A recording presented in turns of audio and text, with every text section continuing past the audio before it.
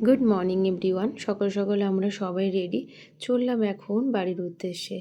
আর আজকে বাড়ি যাওয়ার উদ্দেশ্য কিন্তু বিশেষ রয়েছে, সেটা হচ্ছে চৈত্র মাসের পুজো, মানে চৈত পুজো, অনেকে আমরা গাজনও বলি, সেটা শুরু হওয়ার মুখেই।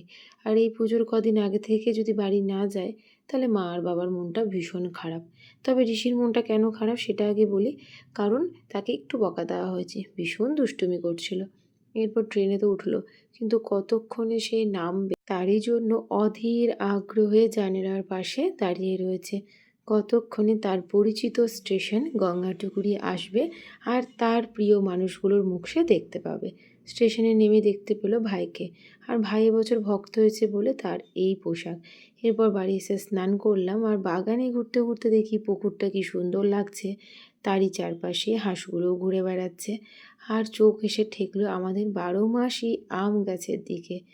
একবারে থোকা থোকা লিচুর মতন আম হয়েছে, কি সুন্দর লাগছে এদিকে আম, এদিকে ফুলের বাগান, লেবুর গাছ, পুকুর, হাঁস, আর তার সঙ্গে পিছন বাগানে কিছু করলার গাছ, শশার গাছ, আর এই যে মিষ্টি কুমড়ো গাছের ফাঁকা থেকে কতগুলো পড়ে থাকা আম কুড়িয়ে রাখলাম। আম ডাল খাওয়ার দিন কিন্তু চলে আসছে।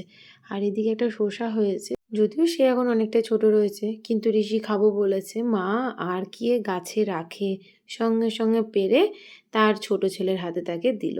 যাই হোক, সে কাটা কাটা বলে তো ফেলে দিল। আর এদিকে কিছু করলা গাছ, সঙ্গে করলাও হয়েছে। আর ঋষির আসা যাওয়ার রাস্তাটা কিন্তু ভারী সুন্দর হয়েছে, গুড়ি গুড়ি হয়ে মাচার নিচ দিয়ে আসছে আর যাচ্ছে। কি সুন্দর পিছনে হাত দিয়ে দাঁড়িয়ে দাঁড়িয়ে এখন ধান ক্ষেত আর তার সঙ্গে বাগান দেখছে। আমাদের বাগানটা আমার এবছর দেখতে বেশি ভালো লাগছে। আর তার থেকেও বেশি ভালো লাগছে পুকুরের মধ্যে হাঁস চড়া। বাড়ির ভিতরেই যদি এত কিছু মনোরম পরিবেশ পাওয়া যায়, তাহলে কার না ভালো লাগে। এবার একটু রেস্ট নেওয়ার পালা, তারপরে সন্ধ্যের সময় আবার দেখা হচ্ছে।